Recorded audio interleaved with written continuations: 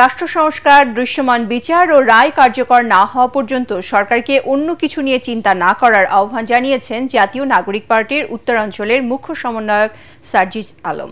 দুপুরে এনসিপির শোকযাত্রা কর্মসূচির অংশ হিসেবে চাঁদপুর শহরের বাসস্ট্যান্ডে আয়োজিত পথসভায় তিনি এ আহ্বান জানান।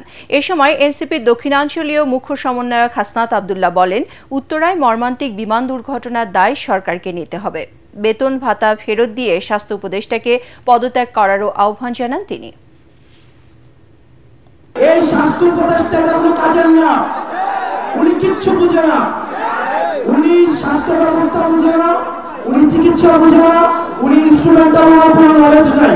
ওনার একমাত্র যোগ্যতা উনি গ্রামীণ ব্যাংকে ছিল এবং ডক্টর মোহাম্মদ ইউনূসের হচ্ছেন খুব কাছের মানুষ। এই স্বাস্থ্য উপদেষ্টার অনীতিবিলম্বে এই জনগণের যে টাকা পয়সা উনি বেতন দিছে সেগুলো রাষ্ট্রকার কোষাগারে জমা দিয়ে ওনার অনীতিবিলম্বে পদত্যাগ করা উচিত।